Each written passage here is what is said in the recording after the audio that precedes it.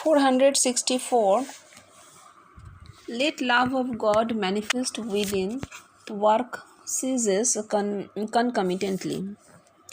True and real love to God cannot grow without being seen. Fifth may create an imitation of love, but it fails to produce the desired effect. Here, love is prema, a yogic term. It was seen in Sri Chaitanya, who forgot the world and even his own dear lady. The yogic form of prema as manifested in the body is described below. When Mahabayu makes its course through the front side of the body and gets up into seventh plane and Samadhi follows it, then the following signs in the body are manifested and seen. 1. The breast heaves heavily. 2. The body rises. 3. Like a rope, the Mahabayu rises from the abdomen. Prema is like a rope with which God is tied. Sri Ramakrishna. The state is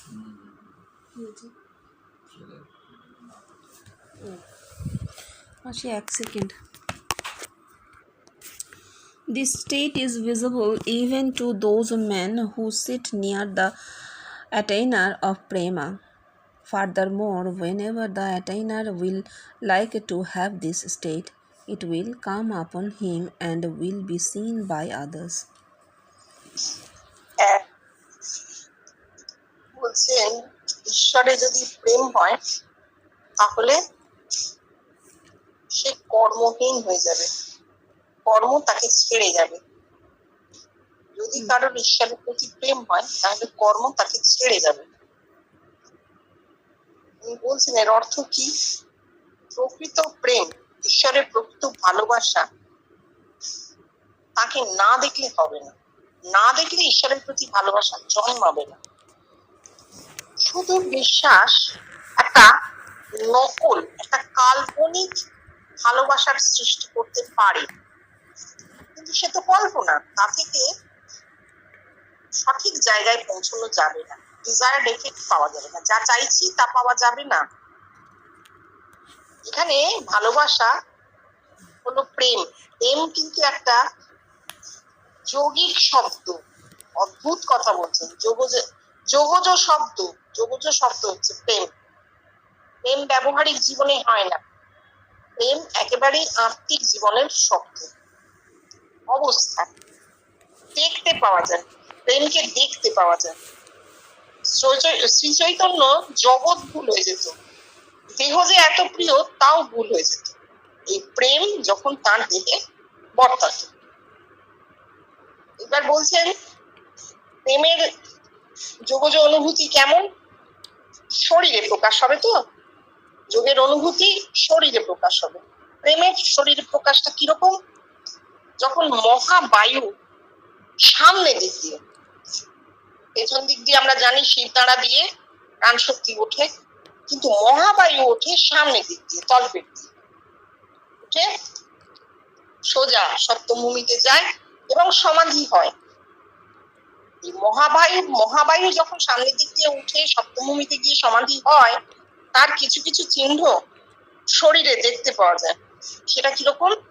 প্রথম হচ্ছে ভীষণ ভাবে বুক ওঠানামা করবে, ধরফর করবে, সমস্ত শরীরে একটা কোঁকড়া নিয়ে আসবে, কম্পন আসবে, আর ঠিক একটা দড়ির মতন তলপেট থেকে মহাবায়ু উঠতে থাকবে, দেখতে পাওয়া যাবে, পাকিয়ে পাকিয়ে উঠছে। ঠাকুর বলছেন প্রেম হলো ভগবানকে বাঁধবার দড়ি, এই হচ্ছে সেই মহাবায়ুদের দড়ি। প্রেম হলে একটা মানুষের যদি প্রেম হয় তার দেহে এই চিহ্নগুলো দেখা যাবে একদম, স্টেট ইজ ভিজিবল। সামনে যারা বসে আছে তারা, যার প্রেম হয়েছে তার শরীরে এই চিহ্নগুলো দেখতে পাবে।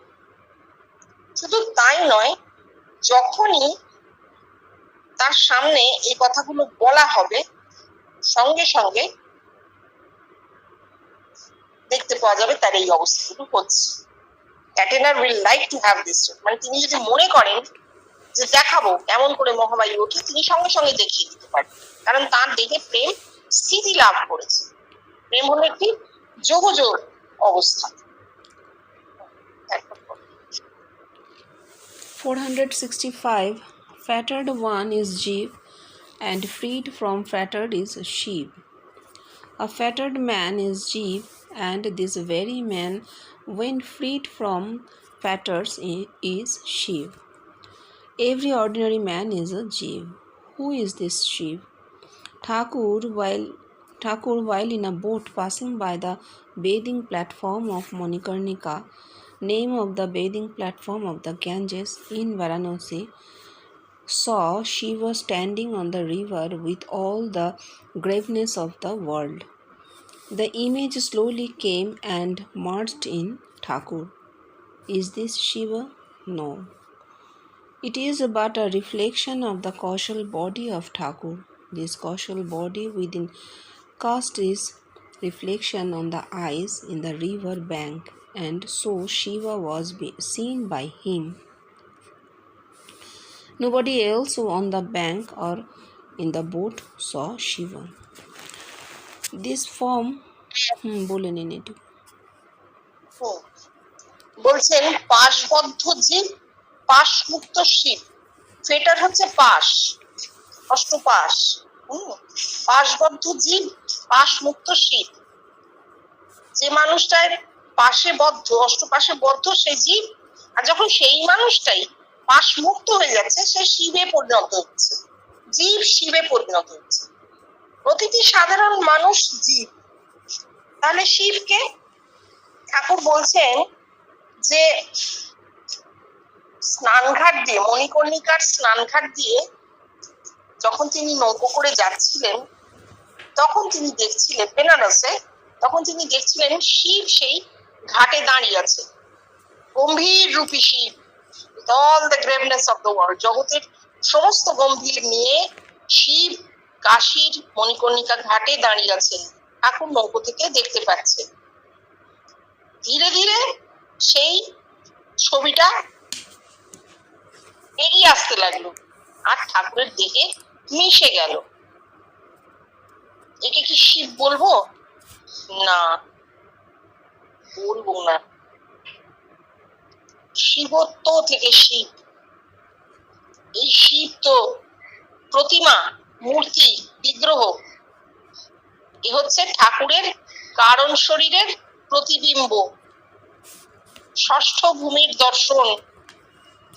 ঠাকুরের কারণ শরীর এই প্রতিবিম্বটি প্রতিফলিত করেছে নদীর ঘাটে, তাই ঠাকুর শিবকে দেখছেন, তাঁরই চোখ থেকে প্রতিফলিত হচ্ছে সেই মূর্তি, তিনি দেখছেন শিবকে।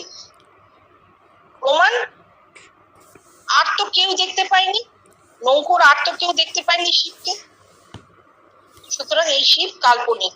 This form of Shiva was but an imagery, অর্থাৎ কল্পনা।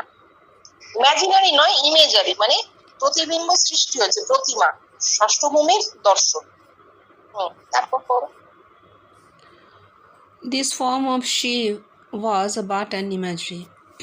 Shiv is he who brings unity in diversity. How can this be achieved? When a jiva becomes a Shiv, this comes automatically. This Shiv in the form of the very same Jiv will be seen by thousands and thousands of men, women, children, and old men, even thieves, rogues, rascals, and the vilest criminals included, and they will announce the truth and the mystery of the human life as done in the Shetasara Upanishad by the ancient rishis. Thou art man, thou art woman, thou art boys, thou art girls, thou art the very old man tottering on the stick. Thou verily Thou art the whole human race, and verily thou art the whole human race. This is Shiva by establishing oneness in the shape of a living person within every human being. তাহলে শিব ওইরকম প্রতিমা নয়, গলায় সাপ জড়িয়ে বাঘের ছাল পরে জগতের সমস্ত গম্ভীর নিয়ে দাঁড়িয়ে আছেন। ঠাকুর শিবকে দেখলেন, আবার সেই প্রতিমা ঠাকুরের দেহে মিলিয়ে গেল। একবারে পরিষ্কার প্রমাণ দিয়ে যাচ্ছে যে তোমার কারণ শরীর তুমি রিফ্লেক্ট করে দেখছো, ঠাকুর প্রমাণ পেয়ে যাচ্ছে। আমরাও বুঝতে পারছি অবস্থাটা কি। তাহলে শিব কি? শিব হচ্ছে একটা কন্ডিশন, শিবত্ব। সেটা কি? ইউনিটি ইন ডাইভার্সিটি, বহুর মধ্যে এক, বহুত্বে একত্বই শিবত্ব। যার মধ্যে দিয়ে সেই অবস্থাটা প্রকাশিত হয় তিনিই শিব। কি করে হয়? How can this B achieved? কি করে হয়? যখন জীব শিবে পরিণত হয় তখন এটা আপনা আপনি ঘটে। Shiva in the form of the very same জীব, যে সাধারণ মানুষটি জীব, তিনি যে শিবত্বে পরিণত হয়েছেন কি করে বোঝা যায়? তখন হাজার হাজার মানুষ, নর নারী শিশু বৃদ্ধ, হ্যাঁ, চোর ডাকাত, খারাপ লোক, ভীষণ অপরাধী, সবাই সবাই কোনো বাদ বিচার নেই, সবাই তাকে দেখবে, দেখে আর এসে বলে সে কথাটা, আপনাকে দেখেছি। এইটাই হচ্ছে মনুষ্য জীবনের এক অদ্ভুত রহস্য। জীব শিবে পরিণত হয়েছে, আমরা প্রসেস জানি না। জীবনকৃষ্ণ স্বয়ং বলতে পারেননি যে কি করলে একজন জীব শিব হবে। উনি প্রকৃতিকে ছেড়ে দিয়েছেন, বলেছেন এটা ন্যাচারাল ট্রুথ, নেচারে হয়। কিন্তু নেচারের এই প্রসেস আমরা জানি না, আমাদের জানা নেই, কোনো ল্যাবরেটরি বানাতে পারিনি। বানালে আজকে জগতে দ্বন্দ্ব বলে কিছু থাকতো না, কারণ সৎ অসৎ নিরপেক্ষে শিব যদি হয়, প্রত্যেকটা মানুষ যদি শিবত্বে পৌঁছয়, তাহলে জীবত্ব তার কাছে সামান্য বস্তু। কিন্তু জীবনকৃষ্ণ বলতে পারেননি যে কিভাবে হয়, বলছেন অটোমেটিক্যালি, আপনা থেকে হয়। শ্বেতার উপনিষদের ঋষিরা এই কথা কোন প্রাচীনকালে বলে গেছিল যে শিবত্বের লক্ষণ কি? তং স্ত্রী তং পুমানসী তং কুমার অথবা কুমারী তং জীর্ণ দণ্ডেন বঞ্চসী তং জাত ভবসী বিশ্বত মুখ। তুমি নারী, তুমি পুরুষ, তুমি কুমার, তুমি কুমারী, তুমি লাঠি হাতে ধরা ওই বৃদ্ধটি, তুমি এই সমস্ত মনুষ্য জাতি। এই হচ্ছে শিবত্বের চরম সংজ্ঞা, এর থেকে বড় সংজ্ঞা আর হতে পারে। শিবত্ব কি করে? একত্বকে প্রতিষ্ঠা করে, প্রতিটি মানুষের মধ্যে একত্বের প্রতিষ্ঠা করে শিবত্ব। শিব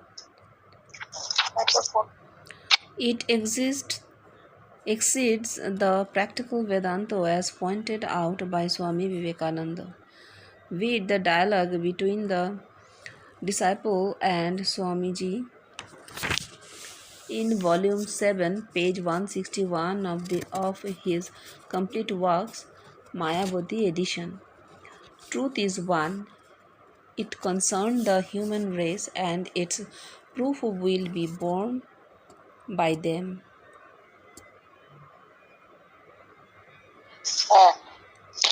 বলছেন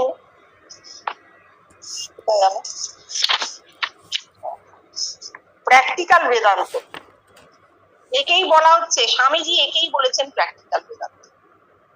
প্র্যাকটিক্যালি মানে বাস্তবে ঘটবে, প্র্যাকটিক্যাল মানে ব্যবহারিক জীবন নয়, এখানে প্র্যাকটিক্যাল মানে ব্যবহারিক জীবন নয়, বাস্তবে ঘটবে, চরম বাস্তব হবে, কল্পনা নয়। যদি একজন মানুষ শিবত্বে পৌঁছন, তাহলে সমস্ত মনুষ্য জাতি সেই শিবত্বকে পাবে, ভেতরে পৌঁছবে সেখানে। একে স্বামীজি বলছেন বাস্তব, বেদান্তের বাস্তব প্রতিফলন। ব্যবহারিক জীবনে বেদান্ত ইন এভরিডে লাইফ নয়, ভুল ইন্টারপ্রিটেশন। প্রতিদিনের জীবনে বেদান্ত ভুল ইন্টারপ্রিটেশন। আমাদের তাহলে বনে গিয়ে ফল খেতে হবে না, ব্যবহারিক জীবনের কথা হচ্ছে না, বাস্তবে ঘটবে। প্রতিটি স্ত্রী পুরুষ নির্বিশেষে আত্মিকে শিবে পরিণত হবে, পরম সত্তাকে পাবে। এই হচ্ছে বাস্তব বেদান্ত। স্বামীজি তার শিষ্যকে তার কমপ্লিট ওয়ার্কস মায়াবতী এডিশনের ভলিউম 7-এ পেজ 161-তে এই কথা বলছেন, তা নোট করা আছে। স্বপ্ন দেখেছিলেন নলিনী বাবু যে হ্যাঁ আমি এর কথাই বলেছি। তখনও পর্যন্ত নলিনী বাবু জানতেন না যে বিবেকানন্দ রচনাবলী আছে, তার আবার সপ্তম খণ্ড আছে, এমনকি পেজ নাম্বার অব্দি বলে দিয়েছিলেন 161 নম্বর পাতায় আছে। এইটা আমি এর কথাই বলেছি। অবাক হয়ে গিয়েছিলেন তিনি যখন জীবন কৃষ্ণকে এসে বলছেন 60-61 সালের কথা। জীবন কৃষ্ণ অবাক হয়ে ভাবছেন যে কি দেখেছে ও। তারপর দেখা গেল স্বামীজি বলেছেন যে সত্য এক, আর সমস্ত মনুষ্য জাতি সেই সত্যের প্রমাণ বহন করে। জীবন কৃষ্ণকে দেখিয়ে বলেছিলেন এই এর কথাই বলেছি। ঠিক আছে। 466 By an undiverted devotion to God, a man may get bhakti. Even this devotion or bhakti cannot be had without yoga, and that yoga must be spontaneous. বলছেন আনডাইভার্টেড ডিভোশন মানে একনিষ্ঠ ভক্তি। ডিভোশন আর লাভ দেখেছো দুটো আলাদা, ভক্তি আর প্রেম কিন্তু আলাদা। প্রেম একটি যোগজ অবস্থা, ভক্তি যোগজ হতেও পারে নাও হতে পারে। ভক্তি কিন্তু শুধুমাত্র কুণ্ডলিনীর জাগরণ হলেই হবে, প্রাণ শক্তি সংকলন হতে শুরু করেছে, ঊর্ধ্বগতি হতে শুরু করেছে, ভক্তি লাভ হবে, মানুষটার মন অন্তর্মুখী হয়ে যাবে। কিন্তু প্রেম মহাবায়ু সামনে দিয়ে উঠবে, দুটোই তফাৎ। বলছেন একনিষ্ঠ ভক্তি হলে, ঈশ্বরে একনিষ্ঠ ভক্তি হলে, devotion to god a man may get ভক্তি। আনডাইভার্টেড ডিভোশন মানে তার প্রতি একনিষ্ঠ ভাব হলে একজন মানুষ ভক্তি লাভ করতে পারে, ঈশ্বরে ভক্তি হয়। বলছেন এই ডিভোশন, এই ভক্তি এও যোগ ছাড়া হবে না। কৃষ্ণ বলছেন ভক্তি লাভও যোগ ছাড়া সম্ভব নয়। আরোপিত ভক্তি ভক্তিই নয়। যোগা মাস্ট বি স্পন্টেনিয়াস, এটাও আপনা থেকে স্বতঃস্ফূর্ত ভাবে হলে হলো, না হলে হবে না। এই স্বতঃস্ফূর্ত ভক্তির আমরা একটা উদাহরণ ঠাকুরের কথামৃতে পাই। ঠাকুর বলছেন প্রহ্লাদের ক দেখে কৃষ্ণ নাম মনে পড়ছে। প্রহ্লাদ তখন অক্ষর জ্ঞান হয়নি তার। ভাগবতে এরকম ভাবে লেখা হয়েছে পুরাণ, যে সে কিছু জানে না, তার কিছু পড়া হয়নি, তার অক্ষর জ্ঞান নেই, তবু সে তার ক অক্ষরটা দেখে কৃষ্ণকে মনে পড়ছে। এই হচ্ছে স্বতঃস্ফূর্ত ভক্তির একটা লক্ষণ রেখেছেন। 467 To attain pure love in ecstasy to God is a rare thing. Bhakti is no more a devotion, but now it is love and a pure one. Nowhere in the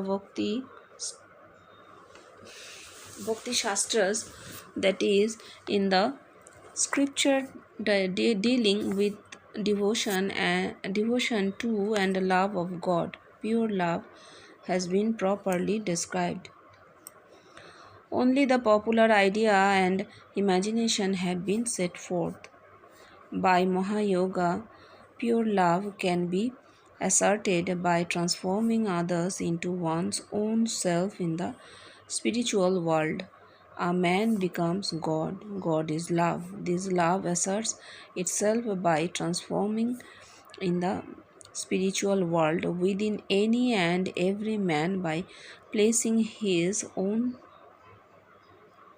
God self in the shape of his own living person. Yes, it is the highest manifestation of pure love which has never been evident in the annals of the world. No, it was not. বলছেন to attain pure love in ecstasy. Ecstasy মানে বাইরে প্রকাশ পেয়ে যায় যে এক্সট্যাসিটা, ভাব, ভাব দিয়ে প্রচন্ড ভাব দিয়ে ভক্তিকে পাওয়া খুব কঠিন। এখানে উনি বলছেন ভক্তি আর ওই নিবেদনের ধর্ম নয়। ডিভোশন তো নিবেদন, ভক্তি is no more a devotion but now it is love and a pure one. আর নিবেদনের ধর্মকে ভক্তি বলা যাবে না। সমর্পণ, নিবেদন এইসব দিয়ে ভক্তি, তাই থেকে প্রেম পাওয়া যায় না, প্রেম হয় না। ভক্তি থেকে তো প্রেম হবে, ভাব থেকে মহাভাব, মহাভাব থেকে প্রেম, ভক্তি থেকে ভাব, ভাব থেকে মহাভাব, মহাভাব থেকে প্রেম। এই হচ্ছে ঠাকুরের স্তর, ঠাকুর বলে গেছে। তাহলে ভাব থেকে ভক্তি, সেটাই বলছেন খুব কঠিন জিনিস। ঠাকুর নিজেই বলছেন ভাব থেকে প্রেম বড় কঠিন, এটারই তো মানে। তাহলে ভক্তি আর তাহলে ওইসব নিবেদন বা সমর্পণ ধর্ম নয়, ভাবের ধর্ম নয়। এই প্রেম অতি শুদ্ধ, শুদ্ধা ভক্তি, শুদ্ধা ভক্তি বা শুদ্ধ প্রেম এই অন্য জিনিস, এটা ডিভোশন, নিবেদনের বা সমর্পণের ধর্ম নয়। এইবার বলছেন ভক্তি শাস্ত্রে কোথাও, যেখানে ভক্তি শাস্ত্র হচ্ছে যেখানে ডিভোশন আর লাভের কথা লেখা হয়েছে, যেখানে ভাব ভক্তির কথা, ঈশ্বরে ভালোবাসার কথা লেখা হয়েছে, সেই সমস্ত শাস্ত্র, ভক্তি শাস্ত্র, সেখানে কোথাও প্রেমকে, শুদ্ধ প্রেমকে বলা নেই। শুদ্ধ প্রেম কি তা বলা নেই। শুধু কতগুলো জনপ্রিয় তত্ত্ব এবং কল্পনাকে সামনে রাখা হয়েছে। তা তো নয়, মহাযোগে প্রেম হয়। মহাযোগ, pure love can be asserted. কিভাবে আত্মিকে একটি মানুষের স্বরূপ পুরোপুরি প্রেমে পরিবর্তিত হয়ে যায় মহাযোগে। যদি কারোর দেহে মহাযোগ বর্তায়, তাহলে আত্মিকে তার স্বরূপটি পুরোপুরি প্রেমে পরিবর্তিত হয়ে যাবে। ঠাকুরের কথা আছে, প্রেমের একটি শরীর হয়, সেই শরীর হয়। Man becomes god. মানুষ, সেই মানুষটি ভগবান হয়ে যান, ঈশ্বরে পরিবর্তিত হয়ে যান। ঈশ্বর মানে কি? ঈশ্বর তো কোনো বস্তু, বলছেন ঈশ্বর বস্তু দেখা যায়, সে তো আত্মা সাক্ষাৎকারের কথা হলো।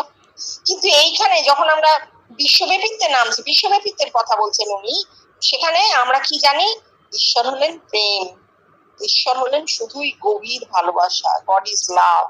পৃথিবীর প্রতিটি মহাপুরুষ যারা জীবন পর্যন্ত দিয়ে চলে গেছেন, তারাও জানিয়েছেন প্রেমই সর্বশ্রেষ্ঠ। This love asserts itself by transforming in the spiritual world. এই প্রেম কি করে?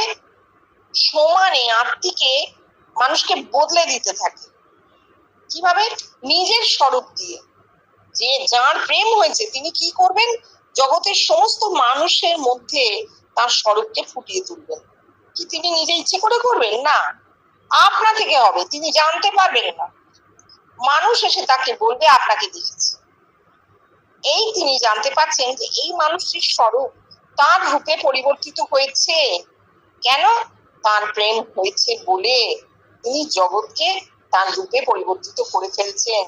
তার অজ্ঞাতসারে তার ইউনিভার্সাল ইগো কাজ করছে, পরমাত্মা ক্রিয়াশীল। his own God self, পরমাত্মা ক্রিয়াশীল হয়ে in the shape of his own living person, তার নিজের জীবন্ত রূপে মানুষের মধ্যে সেই পরিবর্তন আনছে। একেই বলা হচ্ছে হাইয়েস্ট ম্যানিফেস্টেশন অফ পিওর লাভ, প্রেমের সর্বশ্রেষ্ঠ প্রতিফলন, প্রকাশ। এর বাইরে আর কিছু নেই। has never been evident in the annals of the world. এর আগে পৃথিবীতে এর প্রকাশ ঘটেইনি। মানুষ জানতেই পারে। যিশু বলছেন তুমি, আমি আর আমাদের পিতা এক, আমরা আলাদা নই, আমরা ভিন্ন নই। মানুষ সে কথা নিতে পারছে না। কেন? কারণ তার মধ্যে যিশুর রূপ ফুটে ওঠেনি, তার স্বরূপ যিশুর রূপে পরিবর্তিত হয়নি। মুখের কথা হচ্ছে, পৃথিবীর বুকে এই প্রথম এই উদাহরণ। আর একটা কথা ওখানে বলার ছিল, দেখলাম, ভালো করে দেখলাম, ভুলে গেলাম। হ্যাঁ, ওর ঘরে অবলাদা গেছেন সন্ধেবেলা, খাটাখাটনি করে গেছেন, অফিসের প্রচুর চাপ, সে সময় এত দ্রুত বেগ যানবাহন কম ছিল, ট্রামে করে টুকটুক করে যাওয়া। বাড়ি ফিরবেন, সন্ধ্যা হয়ে গেছে, সংসারী মানুষ, একটু বেশি বয়সে গেছিলেন অবলাদা, তাকে ফিরতে হবে। তিনি ফেরার জন্য উঠে দাঁড়িয়েছেন। উনি তখন খুব একটা উচ্চ অবস্থায় রয়েছেন, ভীষণ রকমের তার মধ্যে সমাধি হয়েই চলেছে, একটা অত্যন্ত উঁচু জায়গায় রয়েছেন, মন নামছে না। হঠাৎ চোখে পড়েছে যে অবলাদা উঠে দাঁড়িয়েছেন, আর উনিও উঠে দাঁড়িয়েছেন বাইরে যাবেন বলে। উনি অবলাদার সামনে এসে অবলাদা খালি হাত জোর করে বলেছেন যে আমি এবার যাই। উনি অবলাদাকে সপাটে জড়িয়ে ধরেছেন। কোথায় যাবি বাবা, আমি যে তোকে গ্রাস করেছি, খেয়ে ফেলেছি, তোদের জীবত্ব আর নেই, তোদের সব জীবত্ব আমি খেয়ে ফেলেছি, তুই কই, তো আমি, তোর ভেতরে তো আমি। এই হচ্ছে প্রেমের প্রকাশ। পড়ো।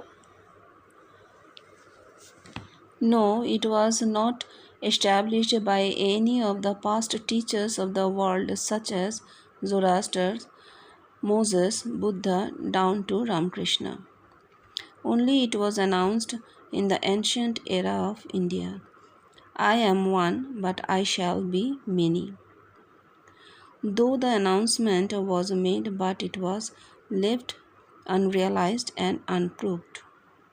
It is realized and proved now.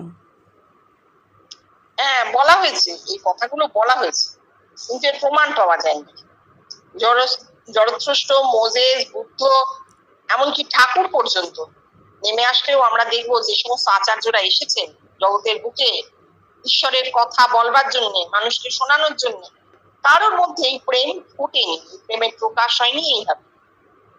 হ্যাঁ, শুধু প্রাচীন ভারতে বলা হয়েছিল আমি সেই, আমি এক, একমে অবশ্যই অদ্বিতীয়, but I shall be many, আমি এক, আমি বহু হইব, প্রাচীন ভারতের কথা। কিন্তু এই অ্যানাউন্সমেন্টই হলো, খালি ঘোষণা হলো, এ হয়নি, এর আগে এটা হয়নি, প্রমাণও পাওয়া যায়নি। কিন্তু এত দিনে হলো এবং প্রমাণ পাওয়া গেল, অর্থাৎ কথা ফুটতে এত হাজার হাজার বছর সময় লাগলো।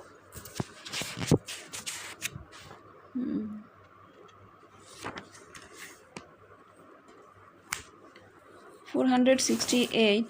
While Arjun was aiming the target, the eye of a fish, his eyes were fixed on the eye of the fish, and nothing else was in ken.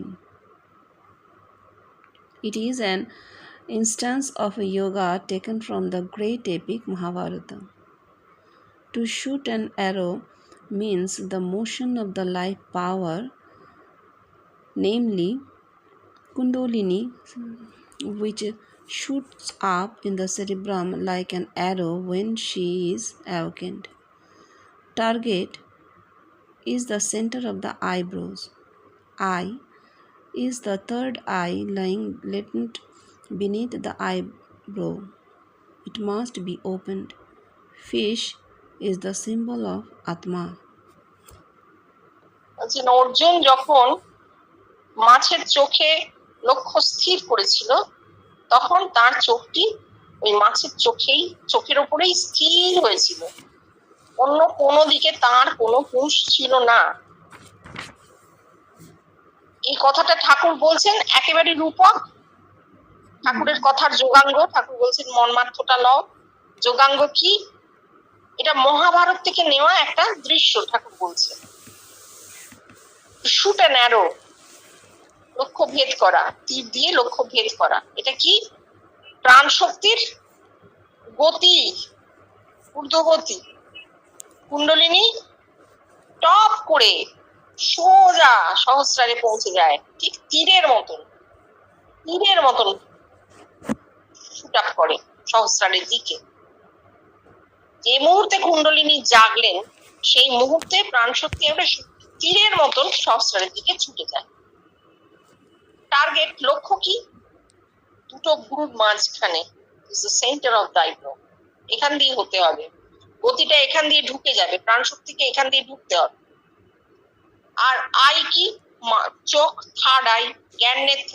এই দুটো আইব্রোর মাঝখানে ভ্রু সঙ্গমে কি থাকে, ত্রিনেত্র, জ্ঞান নেত্র।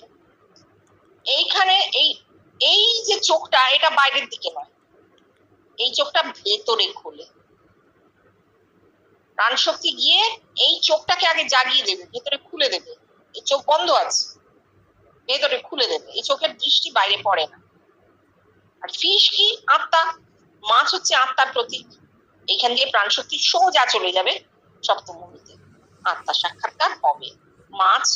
মাছের চোখ বিন্দু